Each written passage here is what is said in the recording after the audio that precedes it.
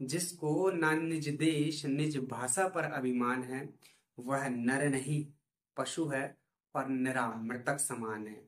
कि हमारे राज्य में आधे से ज्यादा लोगों को ये बात बिल्कुल पता नहीं होगी कि हमारे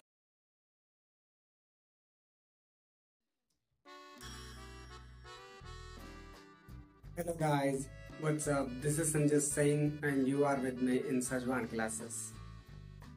And that's it. इतना ही बोलना था, या मैं तुझसे थोड़ा इस तरीके से भी बोल सकता हूँ। हे दोस्तों, कैसे हैं आप सभी? मैं संजय सिंह और आज मेरे साथ हैं सजवान क्लासेस में। ये जो बोलने के तरीके हैं दोनों अलग अलग हैं, या यूं कहूँ कि बोलने के तरीके शायद एक जैसे हैं, लेकिन जो भाषा मैंने इस्तेमाल की, जो लैंग्वेज का मैंने इस्तेमाल किया, वो अलग अलग है। एक आपकी अंग्रेजी जिसे हम लोग इंग्लिश बोलते हैं, और एक आपकी हिंदी जो हमारी सामान्य भाषा है।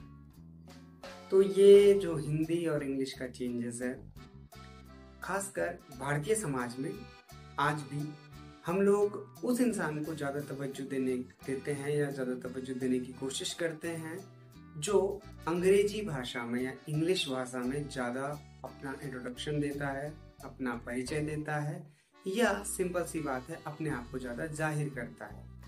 हिंदी लोगों को या हिंदी भाषा में बोलने वालों को आज भी हम लोग थोड़ा कम आंकते हैं।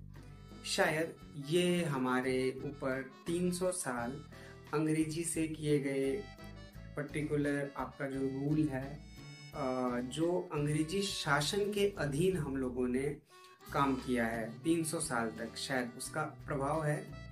या फिर ऐसा कहें कि अंग्रेजी भाषा थोड़ी सरल भाषा है हिंदी के मुकाबले। हिंदी एक जटिल भाषा कही जा सकती है।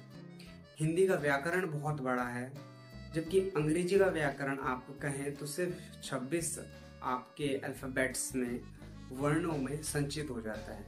हिंदी में आपके अनेकों वर्ण, अनेकों मात्राएं और अनेकों नियम हैं। सीधी सीधी बात कहूँ तो हिंदी और अंग्रेजी दोनों अलग अलग भाषाएं हैं, दोनों का अपना अपना व्याकरण है। लेकिन फिर भी आज हमारे समाज में हिंदी के लिए जिस तरीके से हम लोग नज़र रखते हैं, शायद वो कहीं ना कहीं ऐसा लगता है कि हम अपनी मूल भाषा को तवज्जो नहीं दे रहे, अपनी मूल भाषा की अहमियत कम कर रहे हैं। मैं ये नहीं कहूँगा कि आप लोग इंग्लिश पढ़ना बंद कर दीजिए या इंग्लिश में पढ़ाई नहीं होनी चाहिए। आप अंग्रेजी भाषा में पढ़िए, कोई दिक्कत नहीं है, लेकिन आपको ये कहने में शर्म नहीं आनी चाहिए कि मुझे हिंदी आती है, या हिंदी में आप अपना परिचय देने से न शर्माएं। सबसे बड़ी खास बात है कि मैं खुद यहाँ पे गढ़वाली हूँ, और मैं अपनी भाषा के बारे में, जो मेरी मातृभाषा या मैं सीधी बोल लूँ कि बोली है, गढ़वाली को हमने अभी तक भाषा का दर्जा नहीं दिया है। हालांकि भारतीय संविधान में हम 22 भाषाओं को दर्जा दे चुके हैं, और 22 भाषाओं को जो हम लोगों ने दर्जा दिया है वो इस तरीके से आपके सामने अलग अलग जगहों के हिसाब से संगठित है। तो सिंपल सी बात है, जब हम 22 भाषाओं को दर्जा दे चुके हैं तो इसका मतलब हम उन सभी की उपस्थिति को दर्ज कर चुके हैं। इनमें से हिंदी को हमने अपने संविधान में 14 सितंबर सन 1949 को आधिकारिक भाषा के रूप में ग्रहण किया, या कहते हैं राजभाषा के रूप में ग्रहण किया। और इसी के परिप्रेक्ष्य में सन 1953 से 1953 से हम हिंदी दिवस के रूप में 14 सितंबर को मनाते हैं।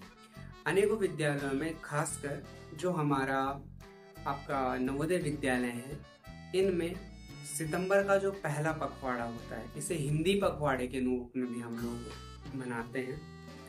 तो भारतीय संविधान में अनुच्छेद 343 के अधीन भारत की राजभाषा हिंदी का सीधा सीधा आपको स्पष्ट विवरण मिलता है कि भारत की राजभाषा हिंदी रहेगी। हिंदी के साथ साथ हम लोग भारत की द्वितीय राजभाषा या गौण भाषा के रूप में अंग्रेजी का इस्तेमाल भी करते हैं, क्योंकि भारत एक सिंपल सी बात है, आप लोगों को भी पता है, विविधता वाला देश है।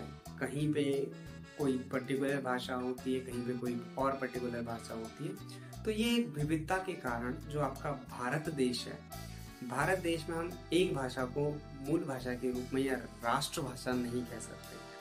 राजभाषा में क्योंकि हिंदी बोलने वाले बहुत लोग हैं, हिंदी को समझने वाले बहुत लोग हैं, इसलिए हम कार्यकारी में जो भी भाषा का इस्तेमाल हम करते हैं, राजभाषा में हिंदी को प्राथमिकता देते हैं। इसके अलावा अलग अलग राज्यों की अलग अलग भाषाएं होती हैं।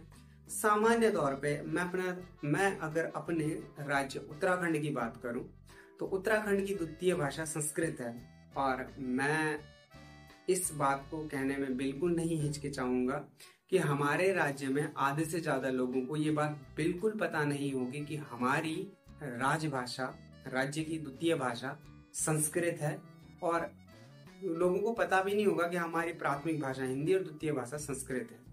खैर, इस बात को साइड रख दें तो जो हमने भारत की राजभाषा को ग्रहण किया 14 सितंबर सन 1949, और इस 14 सितंबर को हम हिंदी दिवस के रूप में 1953 से मनाते हुए आ रहे हैं।